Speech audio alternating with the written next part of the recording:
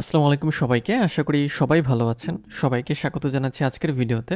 আমাদের আজকের ভিডিওর বিষয় ইমেইল মার্কেটিং। আজকের ভিডিওতে আমরা ইমেইল মার্কেটিং সম্পর্কে যতগুলো বিষয় আছে বা ইমেইল মার্কেটিং সম্পর্কে আপনার যে বিষয়গুলো জানা দরকার সেই সমস্ত বিষয়গুলো নিয়ে আলোচনা করব। ভিডিওটি শুরু করব তার আগে যদি আপনি আমার চ্যানেলে নতুন হয়ে থাকেন তাহলে চ্যানেলটি সাবস্ক্রাইব করতে ভুলবেন না। আর যদি অলরেডি সাবস্ক্রাইব করে থাকেন তাহলে অসংখ্য ধন্যবাদ। তো চলুন আমরা ভিডিওর মূল টপিকে চলে যাই। তো আজকে আমাদের যেটা টপিক সেটা হচ্ছে ইমেইল মার্কেটিং, অর্থাৎ ইমেইল মার্কেটিং সম্পর্কে আজকে আমরা জানবো। এবং ডিজিটাল মার্কেটিংয়ের মধ্যে অন্যতম একটা জায়গা বা অনেক বড় একটা জায়গা এই ইমেইল মার্কেটিং। যদি আপনারা ইমেইল মার্কেটিংয়ের কাজ করেন তাহলে আপনারা বিভিন্ন রকমের মার্কেট প্লেস থেকে, সেটা ইন্টারন্যাশনাল মার্কেট প্লেস এবং লোকালি কাজ করেও ইনকাম জেনারেট করতে পারবেন। কারণ বর্তমান সময় যেহেতু ডিজিটাল মার্কেটিংয়ের যুগ, সেহেতু ইমেল মার্কেটিং প্রচুর পরিমাণে প্রয়োজন হয় এবং এই জন্যই আপনারা যদি মার্কেট প্লেসগুলো ভিজিট করেন তাহলে দেখবেন যে ইমেল মার্কেটিং নিয়ে প্রচুর পরিমাণ সার্ভিস সেল হয়ে থাকে। তো চলুন আমরা জেনে আসি ইমেল মার্কেটিং সম্পর্কে যাবতীয়। তো এখন এই যে ইমেল মার্কেটিং সম্পর্কে জানার আগে আমরা ইমেল সম্পর্কে একটু জানবো, বা ইমেল আসলে আমরা হচ্ছে পাঠানোর জন্য বা ইমেইল অ্যাকাউন্ট তৈরি করার জন্য আমাদের কোন বিষয়গুলো জানা দরকার সেগুলো আমরা একটু জানি। ওকে, তাহলে প্রথমে ইমেল পাঠানোর জন্য এবং ইমেল রিসিভ করার জন্য আমাদের কি প্রয়োজন, তাই না? আমাদের একটা ইমেল অ্যাড্রেস প্রয়োজন। যেমন আমাদের জিমেইল সম্পর্কে আমরা জানি, মানে হচ্ছে gmail.com বা yahoo.com বা hotmail.com, তাই না? বা আউটলুক ইত্যাদি যে ডোমেইনগুলো আছে, এরা কি করে? এরা হচ্ছে ইমেল সার্ভিস প্রোভাইড করে থাকে। ওকে, তাহলে ইমেল পাঠানো এবং ইমেল হচ্ছে রিসিভ করার জন্য আমাদের একটা ইমেল অ্যাড্রেস লাগবে। সেটা জিমেইল হতে পারে বা ইয়াহু মেইলও হতে পারে। একটা কম্পিউটার লাগবে অথবা মোবাইল ডিভাইস লাগবে এবং ইন্টারনেট কানেকশন লাগবে। ওকে, তাহলে এই কয়েকটা বিষয় থাকলে আমরা ইন্টারনেটের মাধ্যমে হচ্ছে ইমেল ব্যবহার করতে পারবো। কারণ আমরা ইমেলটা ব্যবহার করি কিসের মাধ্যমে? আমাদের ল্যাপটপে সেটাকে ওপেন করি বা কম্পিউটার বা মোবাইল ওপেন করি এবং সেটা ইন্টারনেটের মাধ্যমে ওপেন হয়। ওকে, সো তাহলে এই বিষয়গুলো আমাদের লাগবে। নেক্সট আমরা দেখি ইমেল অ্যাড্রেসটা আসলে কী, সেটা সম্পর্কে আমরা একটু জানি। ওকে, সো ইমেল অ্যাড্রেস বলতে বোঝায় যে email address is typically the user's name or a combination of numbers and letters used to identify an email account. অর্থাৎ ইমেল অ্যাড্রেসটা হলো ইউজারদের নাম অথবা কিছু নাম্বার এবং কিছু সংখ্যার সমষ্টি, যেটা একটা ইমেল অ্যাকাউন্টকে আইডেন্টিফাই করে। যেমন আপনারা জানেন যে কি হয়, প্রত্যেকটা ইমেইলের তিনটা অংশ থাকে: the local part, the at the rate symbol part and the domain. যেমন আমাদের যদি জিমেইল থাকে, যেমন হচ্ছে এরকম user@domain.com, অর্থাৎ যেমন আমার এরকম যে aniisur@gmail.com, জিমেইলটা হচ্ছে ডোমেইন, gmail.com ডোমেইন, এবং এই যে ইউজার যেটা, এটা হচ্ছে লোকাল পার্ট, এটা ইউজারের নাম হয়ে থাকে, এবং অ্যাট দ্য রেট সিম্বল, এই যে এটা, এই সিম্বলটা, এবং ডোমেইন হচ্ছে সেটা gmail.com হতে পারে বা yahoo.comও হতে পারে। ওকে, সো এখানে বলা হচ্ছে user is the local part, যেটা আমি একটু আগে বললাম। ডোমেইন.com মানে gmail.com হচ্ছে কি ডোমেইন। ওকে, সো ইমেল অ্যাড্রেসে আমরা এই জিনিসগুলো কিন্তু দেখি। সো যখন আপনারা একটা ইমেল অ্যাড্রেস দেখবেন যে এইরকম আছে ইমেলটা, তাই না? অ্যাট দ্য রেট, তারপরে এরকম থাকে। ওকে, সো চলুন আমরা সামনে যাই। ইমেল অ্যাড্রেসের টাইপস সম্পর্কে আমরা একটু জানি। ওকে, সো ইমেল অ্যাড্রেসের আবার টাইপ কেন হয় বা এটা কী জন্য? হ্যাঁ, আচ্ছা, এখন ইমেইলের অ্যাড্রেসের ক্ষেত্রে আমরা হচ্ছে যে professional email address can fall under two different categories. অর্থাৎ প্রফেশনাল যে জিমেইল অ্যাড্রেসগুলো, মানে জিমেইল না, অ্যাকচুয়ালি ইমেইল অ্যাড্রেস, যেহেতু আমরা সবসময় জিমেইল ব্যবহার করি এই জন্যই জিমেইল চলে আসছে। তো প্রফেশনাল ইমেইল অ্যাড্রেস হচ্ছে দুটো মেইন ক্যাটাগরিতে ভাগ করা হয়। একটা হচ্ছে ইউজার জিমেইল অ্যাড্রেস, আরেকটা হচ্ছে গ্রুপ ইমেল অ্যাড্রেস। ওকে, সো প্রথমে আমরা যেটা জানি ইউজার জিমেইল অ্যাড্রেস, যেমন হচ্ছে কি, this is the email address of a user or member in your organisation. যেমন হচ্ছে এখানে user@domainName.com। অর্থাৎ ইউজার ইমেল অ্যাড্রেসের ক্ষেত্রে কি বলা হচ্ছে, যে খেয়াল করেন যে কি বলা হচ্ছে, এক্সাম্পল দেওয়া আছে আমাদের, যেমন aniisur@domain name, যে ডোমেনটা আমাদের থাকবে, এবং .com। ওকে, তাহলে এটা এমন এক ধরনের ইমেল অ্যাড্রেস যেখানে ইউজার বা মেম্বার ইন ইয়ার অর্গানাইজেশন, অর্থাৎ অর্গানাইজেশনের আমি একজন বা আপনি একজন মেম্বার, সেরকম একটা ইমেল অ্যাড্রেস। ওকে, সো চলুন পরেরটা আমরা দেখি।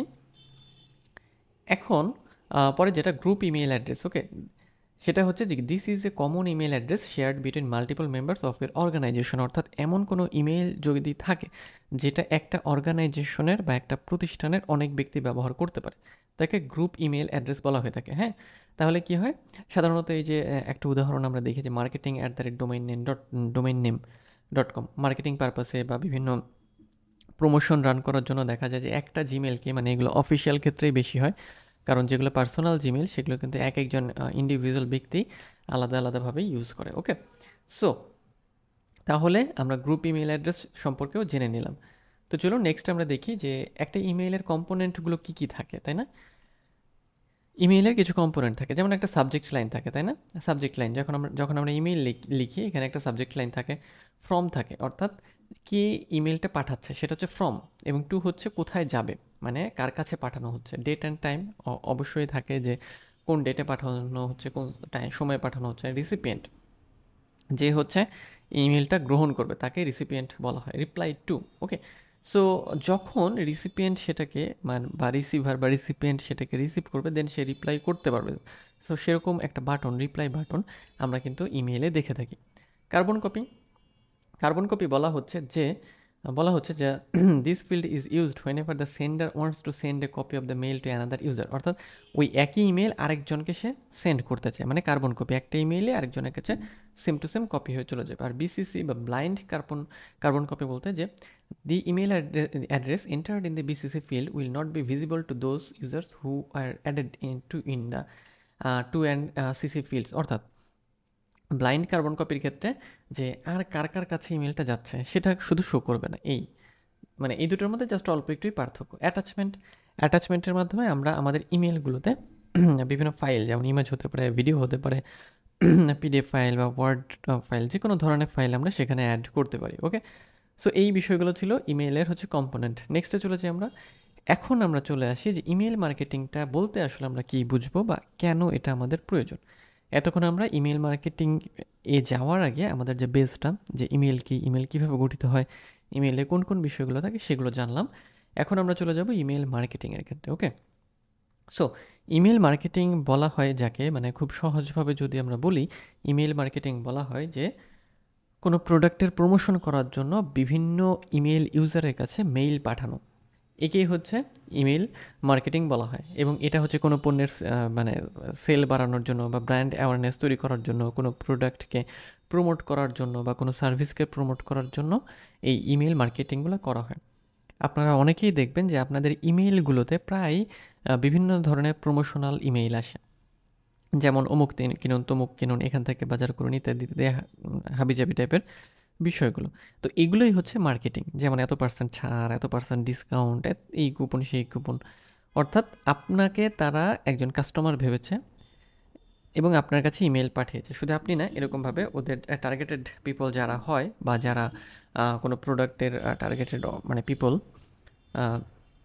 তাদেরকেই এই ইমেলগুলো পাঠিয়ে থাকে। ওকে, সো ইমেল মার্কেটিংয়ের মেইন উদ্দেশ্যটাই হচ্ছে যে ইমেইলের মাধ্যমে কোনো প্রোডাক্ট বা কোনো সার্ভিসের মার্কেটিং করা, অর্থাৎ কোনো প্রোডাক্ট বা কোনো সার্ভিস সম্পর্কে অমুক তমুক ব্যক্তিকে জানানো। ওকে, নেক্সট চলুন আমরা দেখি যে ইমেল মার্কেটিংটা কীভাবে সেল নিয়ে আসে বা কীভাবে সেল জেনারেট করে, তাই না?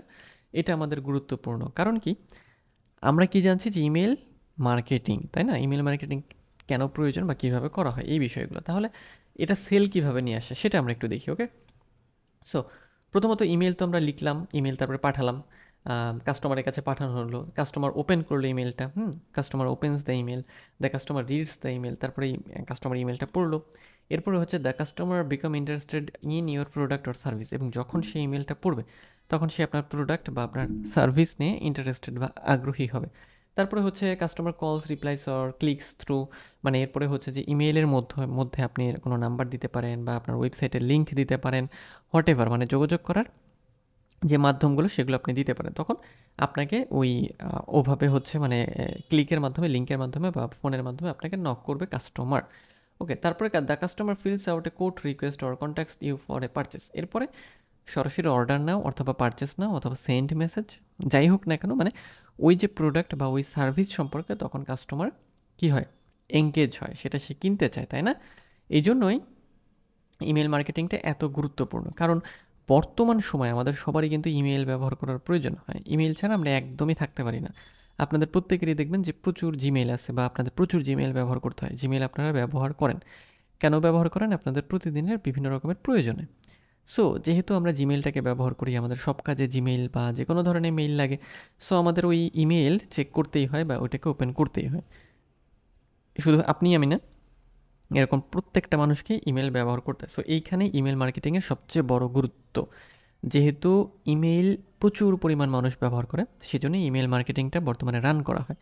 এবং মার্কেট প্লেসে যদি আপনি কাজ করতে যান, সেক্ষেত্রে একটা মানে মেইল চিম্প নামক যে ইমেল সার্ভার আছে যেটা দিয়ে হচ্ছে ইমেল মার্কেটিং রান করা যায়। সেই শুধু মেইল চিম্প নেই, প্রচুর পরিমাণ কাজ আছে।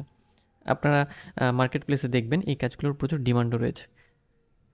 তো আজকের ভিডিওটা এই পর্যন্তই। আমরা একটু সামারি করে আজকের ভিডিওতে আমরা ইমেল মার্কেটিংয়ের একেবারে বেস বা ভিত্তি সম্পর্কে জানলাম। এখানে ইমেল এবং ইমেল মার্কেটিং সম্পর্কে আমরা একটা ধারণা নিয়েছি। এরপরের ভিডিওতে আমরা ইমেল মার্কেটিংয়ের আরও যাবতীয় কিছু খুঁটিনাটি বিষয় আছে, সেগুলো সম্পর্কে জানব। তো দেখা হবে আপনাদের সাথে পরের ভিডিওতে। সেই পর্যন্ত সবাই ভালো থাকবেন, আর সেই সাথে অবশ্যই সুস্থ থাকবেন।